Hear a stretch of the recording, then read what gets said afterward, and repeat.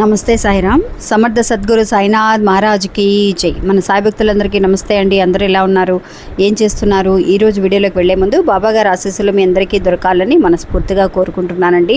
ఇంకా ఈరోజు బాబా ఏమంటున్నారు అనంటే, బిడ్డ నీ గొప్పతనాన్ని పెంచే ఒక 3 విషయాలు ఉన్నాయి తల్లి. ఈ 3 విషయాలు కూడా ఈ రోజు నుంచే నువ్వు ఒక్కసారి పాటించి చూడు. నిన్ను చీకొట్టిన వాళ్లే తిరిగి నిన్ను వెతుక్కుంటూ వస్తారు అని చెప్పి ఒక గొప్ప సందేశాన్ని పంపిస్తున్నారండి. ఏంటి ఆ 3 విషయాలు, బాబా ఏం చెప్పబోతున్నారు అనే విషయాన్ని ఈరోజు తెలుసుకుందాము. ఇంకా వీడియోలోకి వెళ్ళడానికి ముందుగా మన ఛానల్ని ఎవరైతే కనుక కొత్తగా చూస్తున్నారో వాళ్ళు ప్లీజ్ సబ్స్క్రైబ్ చేసుకొని చూడండి ఫ్రెండ్స్. మీకు వీడియో నచ్చితే కనుక ఒక చిన్న లైక్ చేసి మీ ఫ్రెండ్స్ అందరికీ కూడా షేర్ చేయండి.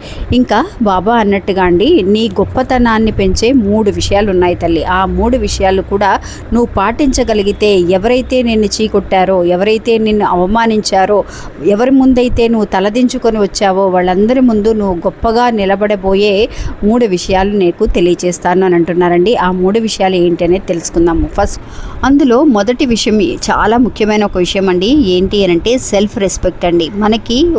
మనకి ఆత్మ గౌరవం అనేది ఉంటుందండి.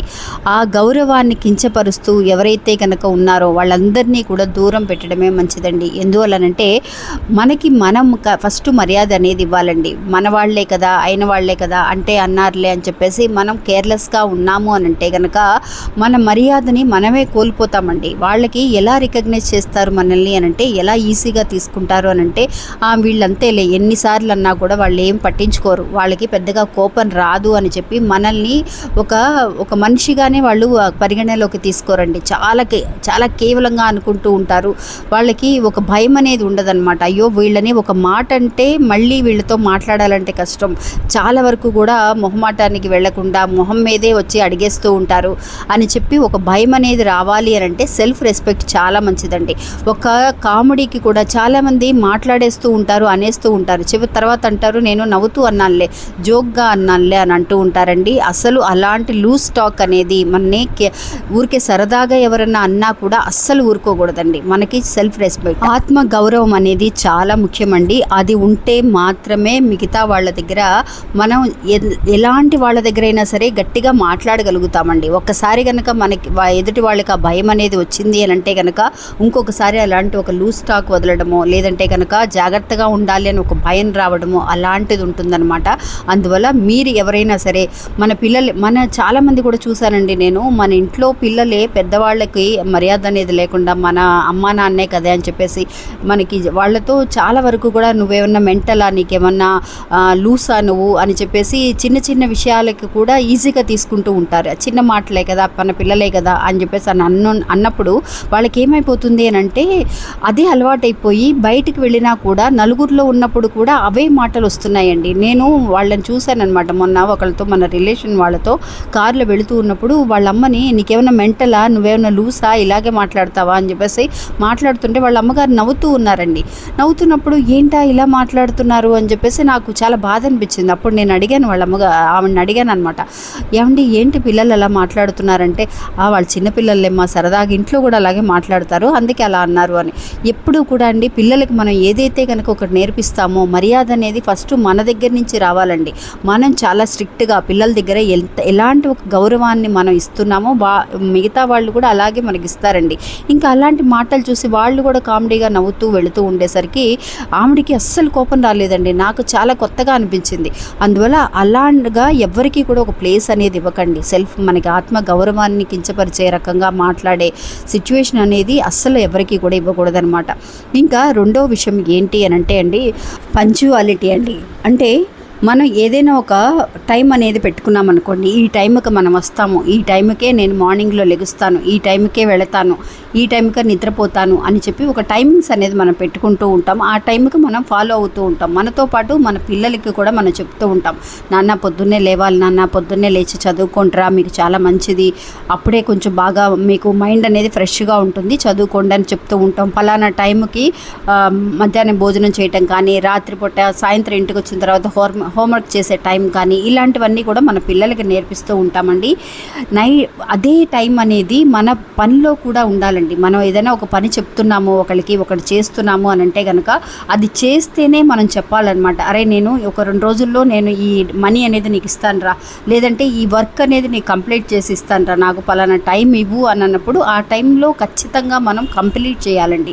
ఈ టైంలో ఒక 1 అవర్లో నేను అక్కడ ఉంటాను అని అంటే ఆ 1 అవర్లో ఖచ్చితంగా అక్కడ ఉండాలండి. అలాంటి ఒక పంచువాలిటీని, ఒక బిహేవియర్ అనేది కనుక మనం ఫాలో చేయగలిగితే నిజంగా మనల్ని చూసి నలుగురు నేర్చుకుంటారండి. అబ్బో వీళ్ళు పంచువాలిటీ చాలా బాగా మెయింటైన్ చేస్తూ ఉంటారా, ఫాలో అవుతూ ఉంటారు, వీళ్ళు చెప్పిన టైంకి వస్తారు, చెప్పిందే చేస్తారు అన్న ఒక గౌరవం అనేది మనకి ఎప్పుడూ ఉంటుందండి. అదే కనుక టైం అనేది మీరి ఇచ్చిన మాటని కాపాడుకోలేకపోయినప్పుడు వాళ్ళు ఎంత ఎగతాళి చేసి మాట్లాడతారు అనేది మీరు ప్రాక్టికల్ లైఫ్లో మీరు చూసే ఉంటారండి. ఊరికే మాటలు మాత్రమే చెప్తూ ఉంటారు, వీళ్ళు చేతల్లో ఏమి చేయరు అన్న ఒక ఆలోచన అనేది వాళ్ళకి వచ్చిన రోజున అసలు ఆ మర్యాద అనేది మనకి ఉండనే ఉండదండి. అందువల్ల మన పంచువాలిటీ ఏదైతే చెప్తూ ఉంటామో, ఏదైతే ఒక టైమింగ్స్ అనేది పెట్టుకుంటూ ఉంటామో ఆ టైంకి చేయటం, ఆ టైంకి ఇచ్చిన మాటని మనం నిలబెట్టుకోవటం, ఇలాంటివనేది చేయగలిగితే ఖచ్చితంగా మన గొప్పతనం, మన మర్యాద అనేది మనకి పెరుగుతుంది.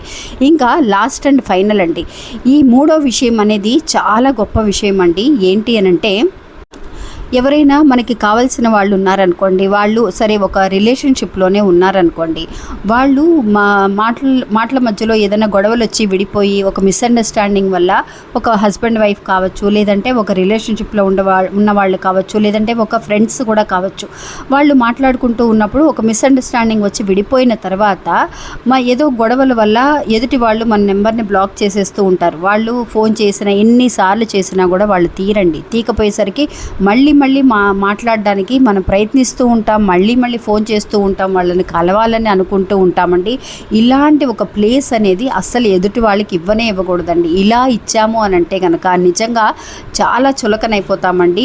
మనం అనుకుంటూ ఉంటాం వాళ్ళు మనకి ఎంత స్పెషల్ అనేది మనకు తెలుసు, కానీ మనం అలా ఫోన్ చేయడం వల్ల పదే వాళ్ళు తీయకపోయినా 10 సార్లు ఫోన్ చేయడం, మెసేజ్ పెట్టడం, నువ్వంటే నాకు ఇష్టం రా, నువ్వు లేనిదే నేను ఉండలేను అని అనటం, ఇలాగ వచ్చేసి మనం చేస్తూ ఉన్నప్పుడు మన మర్యాద అనేది చాలా తగ్గిపోతుందండి. మనం అనుకుంటా ప్రేమతోనే చేస్తున్నాము, వాళ్ళు మనవాళ్లే కదా అని మనం అనుకుంటామండి. కానీ ఎదుటి వాళ్ళు అలా అందరూ అనుకుంటారని అస్సలు అనుకోలేమండి. వాళ్ళు ఫోన్ చేయాలని అస్సలు ఎదురు చూడరు.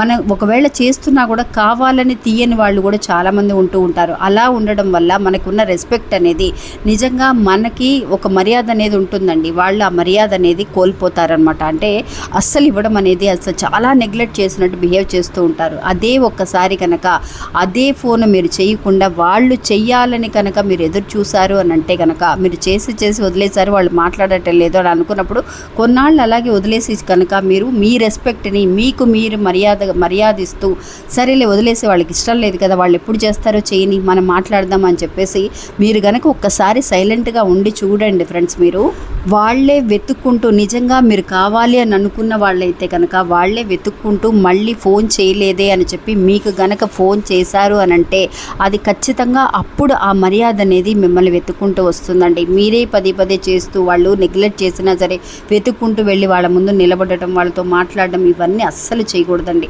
తిరిగి వాళ్ళే ఫోన్ చేయటం, వాళ్ళే మాట్లాడడం అనే ఛాన్స్ను కూడా వాళ్ళకి ఇచ్చి చూడండి. అప్పుడే మీ మర్యాదనే మీరు పెంచుకున్న వాళ్ళు అవుతారండి.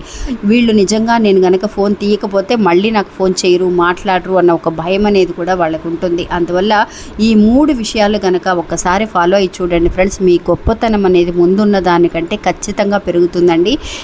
ఇంకా మీరేమంటారు అనేది కూడా నా కమెంట్స్లో తెలియచేయండి ఫ్రెండ్స్. మళ్ళీ మంచి కూడా మళ్ళీ కలుస్తాను. నమస్తే.